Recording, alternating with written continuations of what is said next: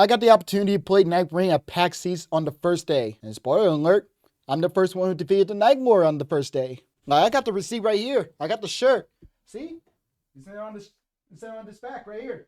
Anyways, I really don't want to flex on y'all, okay? I just getting this out of the way. But I will say this, the game is great.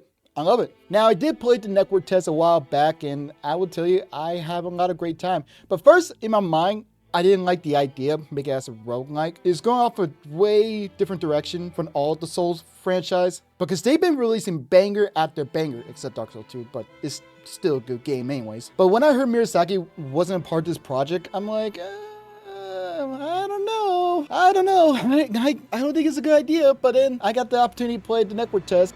That definitely clicked me. It changed my mind. I'm like, wow, this game is actually pretty good. It's a co-op roguelike and it fits so perfectly. It's just, dig it is like Monster Hunter.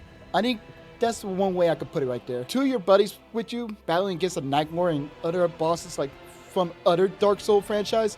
It's really great. Also, some of the bosses do be coming back. Like, you got Demon Centipede, the Nameless King, and even Duke Deer Freya from Dark Souls 2. Now, there is a classic coming out in full release, and I've been mostly playing Wilder. That's my main guy right there. But I do sometimes rotate and play any other character. Heck, I could be Eagle. Caw-caw! And also, speaking about the Nightmare, some of those Nightmare really cool. Like, I get the opportunity to fight Gladius, the Beast of Night, but it sucks for me I didn't get a chance to fight any of the new Nightmare, even though I fought Gladius on the network test, but I actually fight him again at PAX East, and they did show some of the new bosses. Well, I think they showed one bosses. Like, they did show one new Nightmare bosses over there, and I'm sad I didn't fight him, but hey, the game is about to come out really soon, so that chance is going to be here really soon. Now, I am going to show you some of the compilation from my session at PAX East, and I had two gentlemen who sent me the video who recorded from the audience. Yes, I had to play in front of the audience. It was nerve-wracking, but again, I think I have a lot of great time because I hear people saying, "Let's go, Sweaty Eddie! Yeah, Sweaty!" Yeah, I actually get up my username. Yeah, it's cringe, but it's whatever. Now, the first one I'm going to show you is from Gaming Edge. He recorded the whole session, and they even make an article to put me in it. And that's pretty cool and also funny. Like, they talk about the game at PAX East, and they even talk about I'm the first one to defeat the Nightmare. So, yeah, that's cool. And shout out to Overboard Gaming with a better angle for the Nightmare battle. That man sit right next to me, and he's pretty chill. I would tell you, he's a chill guy, and he was generous and sent it to me, of course, or I asked his permission I could borrow it, and he was saying like, yeah, man, my honor, man. It was awesome to see you.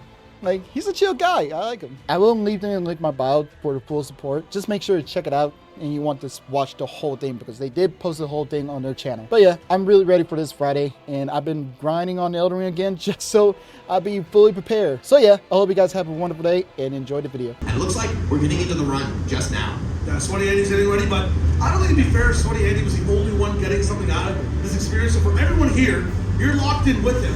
If he ends up winning this run, you get very exclusive swag leaving the dome today. So you are locking in, once again, it's like a one-love. Oh, pressure's on, Sweaty Eddie. In here right now, so you'll be walking out if he ends up winning after the 3 days. So we're locked in, we're seeing how it goes. Let's hear it for Sweaty Eddie and the team. But in this game, you don't have to worry about running out of arrows. You can play around that. Whoa! Mausoleum Knight, though, teleports straight into Iron Eye with the mark. That's going to increase damage taken on that enemy. You see that mark on the enemy, and they're able to just chop through that boss, no problem.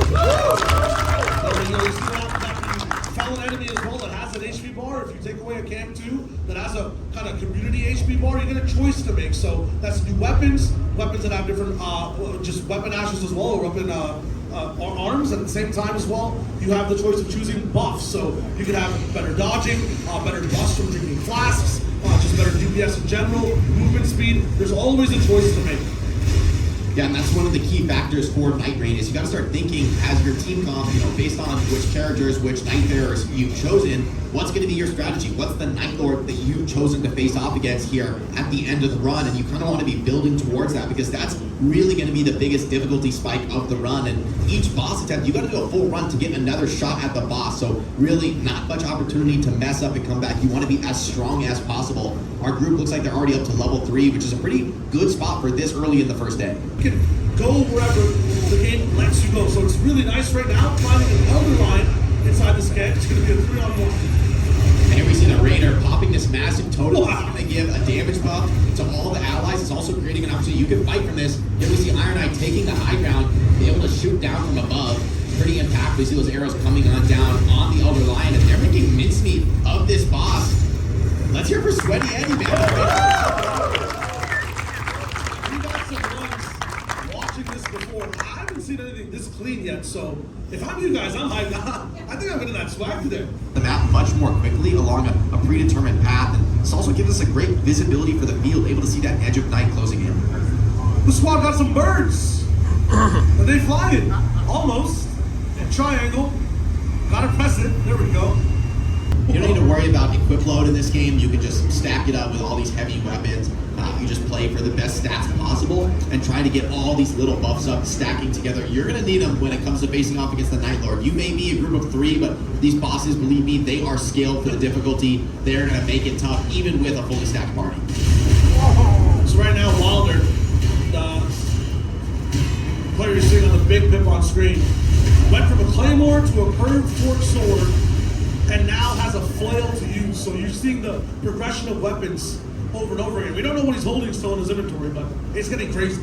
That's a massive ulti shot there from Iron Knight to clear out all those mobs so quickly. And that ultimate is also going to give you hyper armor, allow you to tank through everything, putting out damage. So we see some more experienced players using these skills as like another way to dodge and evade attacks while still keeping on the offense. Iron Knight also puts a mark on enemies. Wilder doesn't have the ultimate available, just bringing the hurt straight to this Elder Lion. And I mean, this group is already so much stronger than they were when they first started. Raider coming in, big damage as well. As this Elder Lion falls, I want to tune in with Luxury again. How are we feeling on this one? I feel like you guys are really strong here. Still a winnable fight. And if you do go down, right, there's still the opportunity to res your teammates if they're in that down state. You do so by attacking them. And here the Bellbearing Hunter. Oh, this is a scary boss. Down already, off rip. Haven't seen this one yet. 2v1 for the Bellbearing Hunter. Now you can't pick up your down teammates just by attacking them. When there is a boss though in front of you, attacking teammates takes frames, takes time. You have to be super careful. Yeah, the Bellbearing Hunter honestly has one of the scariest movesets in the game. This is a very difficult boss to be facing on night 1. See if our team can fight through it though. They are pretty level, they're in a good spot, a lot of experience. But you can see, you've got to give respect to the Bellbearing Hunter. Iron Knight though, really able to deal the damage right now from range. Seeing the aura of this man just walk forward and control that sword. Good dodges there again. From the Wilder, coming in with an enhanced sword again, more dodges. Keeping the exposed 1 HP, flash available, get back up, it looks good. The champion dodging it again. Raider going down, and you see every time you go down, it takes 4 hits to bring you back up, but because of all the, once again, swag this guy keeps just allocating as he moves forward, there's time for each character to get back up. Yeah, and Iron Eye is really able to make the most of this fight though, able to just pump damage from range, not having to deal with all the attacks from the Bellbearing Hunter. So the rest of the team creating those opportunities. We see the Hunter coming, trying to chase down that archer. Here's the ultimate ability. Massive damage there, and the stagger. This could be a finish on the Night 1 boss. Still a bit of HP to get through though. 5% kind of left. Down to 2, things could go wrong, but it's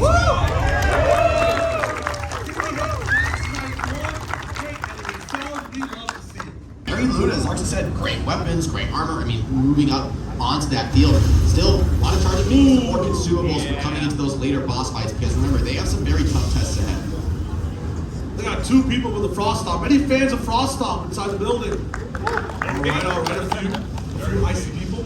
Yeah, they do have a sorcerer key on Iron Eye. You can go over these optional Evergills, and then we'll see exactly what spawns in. Stallions, 3 of them that we'll see massive fight. These are tanky and hard to hit. This fight is so annoying as a single. At least as a triple, you can split up some of the aggro. Use that Raider ultimate, providing that damage boost to the team, a position from which to fight if you want to on Iron Eye. But they're getting through this boss fight very quickly, and I mean, as long as they keep this pace, they should be on par to really take down the Nightbearer. More spins, more dodges. One person takes aggro. The Raider comes back in. Has some gloves, steel on, spiky with it. Yeah, I think this is a great opportunity to showcase, all the different weapon arts, the different options you have in this build, and the spear wielder Crystallion is the worst. This thing, I always focus this one down first when I'm playing the base game. It's so aggressive. but they're able to finish this fight off and grab some extra loot. Great 10,000 runes. They're pushing forward. This team is looking so good. Yeah, when you beat a camp as well, a side integration spot right there for you, so no need to hunt down a level up.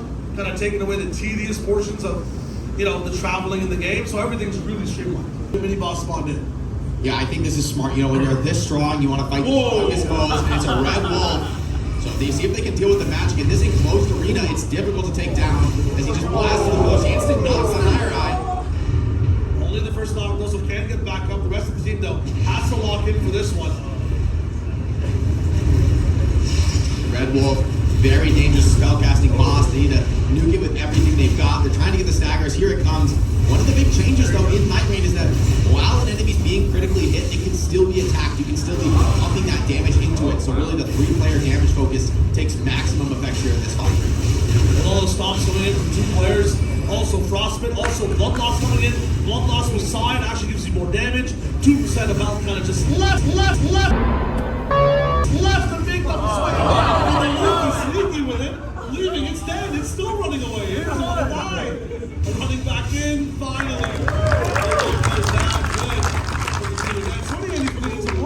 Yeah, Sweaty Eddie, let's hear it for our fan playing up in front of y'all. Shout out to them for taking that risk. Weapons at the same time, you can really just spec anything you want into something else. Ancestor Spirit, outside its den.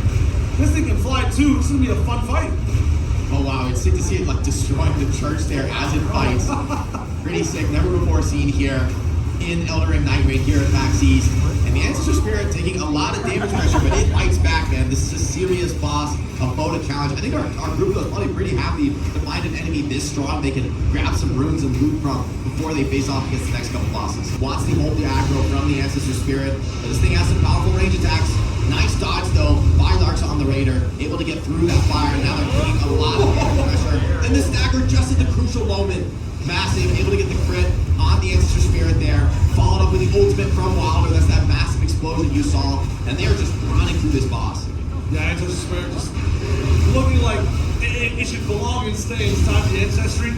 Maybe leave the living, from the land of the living to the 3 players up on screen.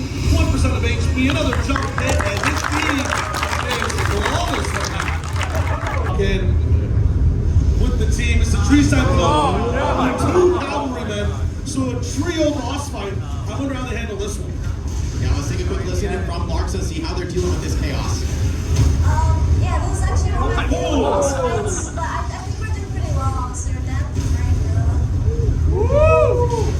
All right, team is confident. I mean, look at that. 1 cavalryman is almost already down. Looks like the group is splitting up, focusing down cavalrymen one by one. Larks holding the aggro from this tree sentinel. This is a really well-played fight so far. Big power hits on the main boss as well. This is going fantastic for them with that damage buff from the Raider tomb.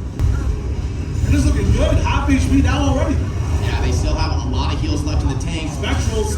Yeah, the tree sentinel gonna summon some Spectral Riders for a charge. But our group still looking healthy, still with a lot of resource left. Nice backstab there by Iron Eye, who's gone from build, has strayed away from a bit of that ranged element. That's the freedom you have in Nightreign to kind of adapt to the circumstances around you, and they're going to be able to put out a lot of stackers with this much melee pressure. I'm watching Sweaty Eddie right now. She's on half HP. Make sure you dodge all the attacks all around. Big swing coming in from Markshow. The chain attacks are there. The stagger might be coming in. A big jump from the Sentinel. Perfect dodge from all 3 players. It's about to go down. One more swing. No respect from the team. They just keep hitting him. And that horse freezes.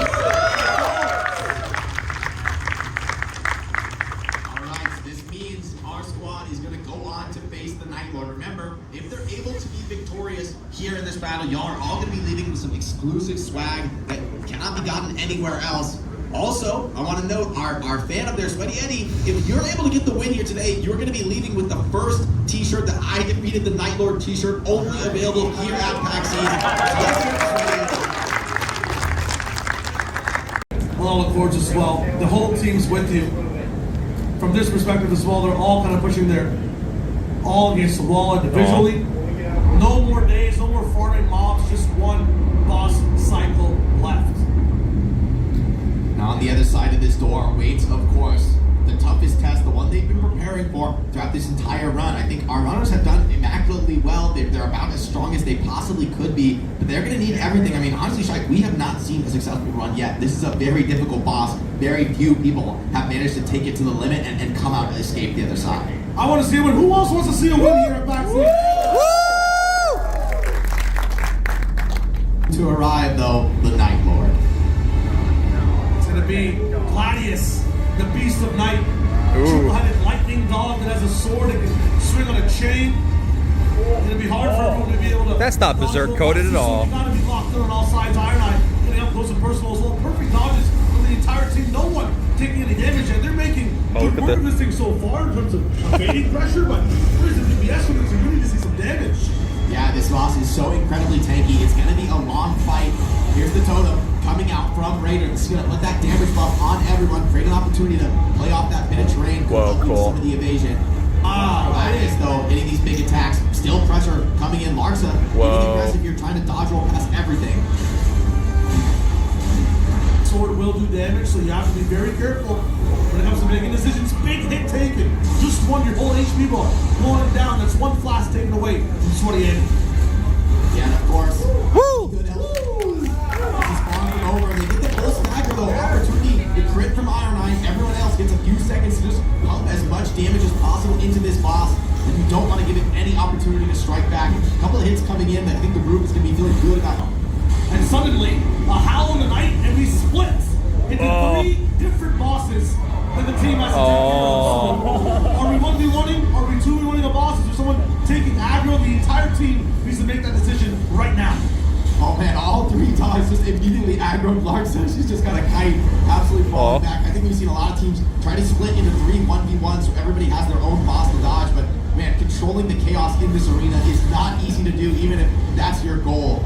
See how the group has to fight this one. Ow. Any other ultimates available. This is just classic from soft energy. Gotta just dip, dodge, duck, and dive. On the other side of things, Michael from Bandai also dodging as much as they can. 3 dogs now herded to one spot. If you thought taking care of a puppy's difficult, imagine a thunderous beast that has a triple personality. I mean, this thing will not listen to you.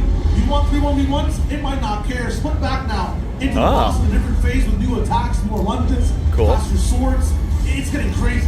At this point, every resource is gonna count. Larsa very low in potentially some serious damage. It's up now to Iron Eye and Wilder trying to get this res. Nice crit from Wilder though, putting a little bit of pressure on their dog, delaying it just a bit. Seems like the split shouldn't last too much longer. Incredibly well fought. Oh, that's how you do reses.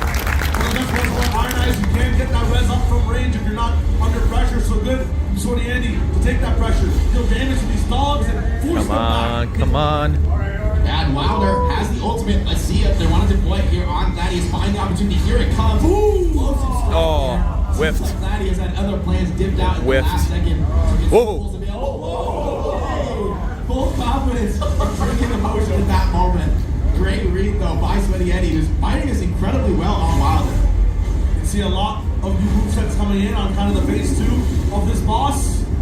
Big swing again, close range to a long one. Dodge perfect Holy for the shit. team.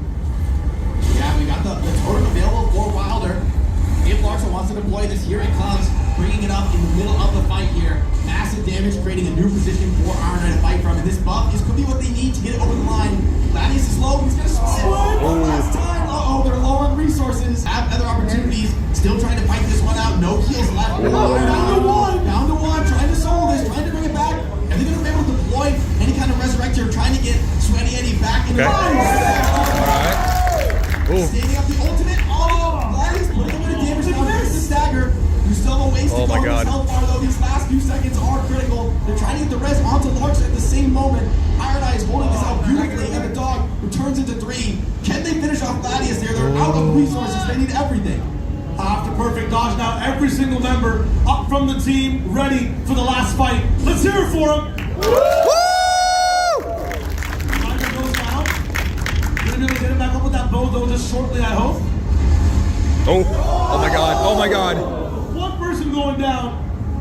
It's all up to Sweaty Andy on screen. Oh, the whiff.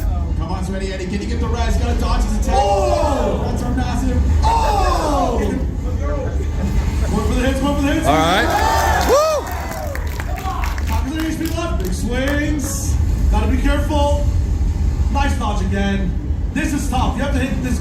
so many times to get back up. Markshot needs so many hits. I think it's time to go for the win. They need your energy. Let them hear it. Go for the win. Let's go! Come on! Oh no. Triple dog attack. Oh no. He's down. Fine. I'll do it myself. Micah, 3-on-1. Can you make this happen in the critical moment under incredible pressure? Getting the mark onto this dog, trying to just finish it off solo. It's so Oh! No! Down to 1 hit. Marcus doing it. Yeah! Oh my god! Woo! Holy shit! Oh my god. Woo! That is one run of Elden Ring Nightreign. The single run. So when it comes to the map, it changes. The heroes, you get to pick. You can scan that QR code, pre-order now on Steam, PlayStation, Xbox, whatever platform of your choice, and find your journey inside the ring. Thank you so much for watching again. Congratulations to Sweaty Angels here for him. That's our show, ladies and gentlemen. Let's get it. I bought for 16 passenger. This a G5, no, this not a Challenger. I keep some members with me in the fridge. The coat seats, they some cannibals. They like the geek. Drink a whole bottle, wake up and repeat. She took a look, mixed it with the chill out. Now she say she saying 3D. I go in the jungle and nigga.